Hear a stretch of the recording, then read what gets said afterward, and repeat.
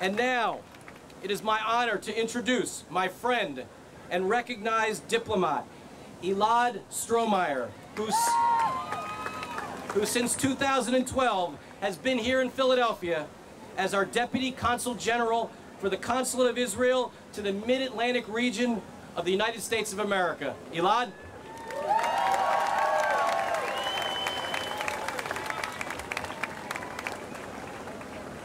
הצבי ישראל, על במותיך חלל, איך נפלו גיבורים. Your pride and joy, O Israel, lie slain upon your high places, how the mighty have fallen. 32 Israeli heroes have fallen in the past few weeks while exercising their highest duty, defending our people. 3 Israeli civilians were killed by Hamas rockets only because they were Israelis. 2,100 rockets have been fired at Israel in the last 3 weeks by Hamas, causing terror and fear in an attempt to disrupt our daily routine. But let me be clear, we will not surrender. We will not give up. The Israeli people are resilient and strong. We choose life, and we will not let Hamas war crimes dictate how we live. Come walk in the street of Israel today. You'll see people that may be afraid but are still strong. Afraid for their own safety and for the lives of their loved ones who are in the field of battles now, but strong as we continue to thrive. Summer camps go on with security adjustments. Restaurants and cafes are full with people who want to enjoy the sunny days. And yes, our airport is open and flights are coming all the time. And it's still the safest airport in the world to fly to. Israel Airlines personnel work hard to make sure that every person, Israeli, Jewish, non-Jewish, can come to Israel today and show their support.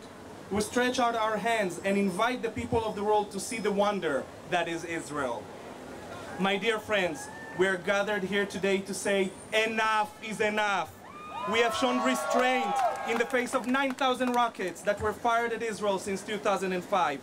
We have shown restraint when they kidnapped soldiers, slew innocent children, and secretly dug tunnels of terror under Gaza to infiltrate Israel and kill more people. We have shown this restraint because, unlike the deadly terrorists of Hamas, we cherish human lives, no matter if it's the life of an Israeli or a Palestinian. Saying the IDF is the most moral army in the world is not an empty slogan. Hamas is using its own people as human shields. They're firing at us from within schools, mosques, and hospitals. The IDF identifies these terrorists hidden within civilian population in Gaza and alerts the innocent people to evacuate. But Hamas not only asks them to ignore these warnings, but actually threatens them and physically forces them to stay in their home. Hamas war crimes tactics are the reason we have taken on so many casualties. I have friends on the ground.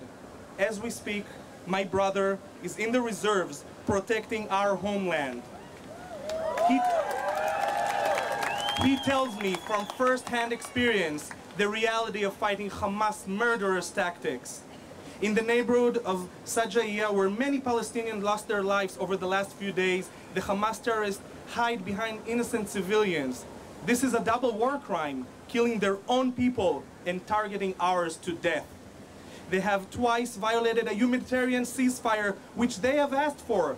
They use the humanitarian aid that Israel passes to Gaza on a daily basis in order to construct more tunnels of terror. So far, more than 850 trucks with supplies entered Gaza from Israel, jeopardizing the lives of Israelis involved. Hamas uses these supplies not to help its people, but to strengthen the terrorist infrastructure. Hamas is solely responsible for any humanitarian crisis in Gaza. We will not allow it. We have all heard numerous world leaders stating that Israel has the right to defend itself and that they would have acted exactly the same if it had happened to their countries. I thank them for their support, but I want to correct them in one little change. It is not our right to defend ourselves. It is our duty and obligation to do so. No other nation will sit still while their population, 80% of their population, are under fire and under constant attack. The reality is that we care more about our enemies' lives than they do. The UN has discovered that 2 UNRWA schools were used by Hamas as shelters for rockets. We built shelters to protect our people. They built shelters to protect the Iranian-provided rockets.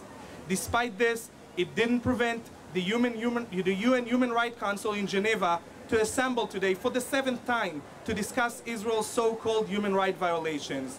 You know how many times they have assembled to discuss human rights violation in North Korea? Once. How many times they have assembled to discuss human rights violations in Iran? 0 times. But we're here today to shout it loud and clear again and again, enough is enough. If you look across the street, you will see a group of anti-Israel demonstrators that are shouting lies and words of hate toward Israel, toward us. I don't hate them. I feel sorry for them. I feel sorry that their hearts are full of hate. Around the world, we see demonstrators shouting, "Death to Israel, death to the Jews," with burning hatred in their eyes. Synagogues were broken into and burnt in Paris.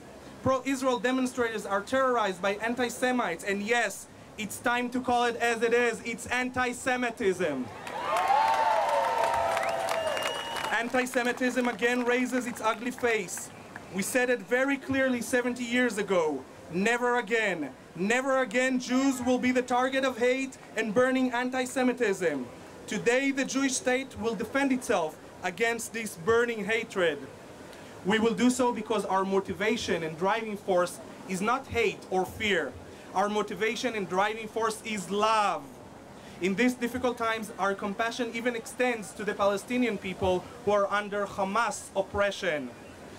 We are here in Love Park, in the city of brotherly love, shouting out loud our love for human rights, our love for everyone's right to live and thrive, our love for the strong support and friendship of the United States of America, our love for the troops that are defending our country, and most of all, our love for our homeland, Eretz Israel, the state of Israel.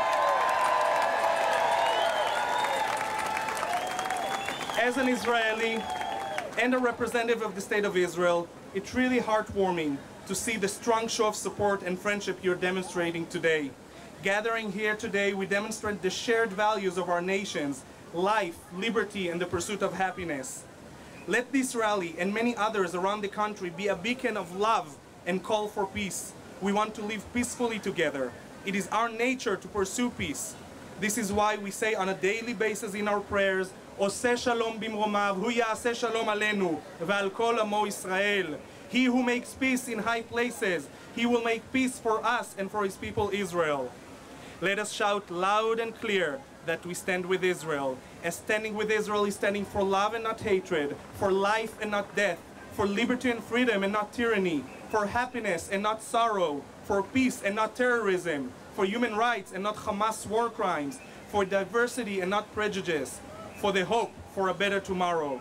Let us all shout together so the protesters with their hatred will hear it loud and clear. Let us all shout together so that the friends of Israel worldwide will hear it loud and clear.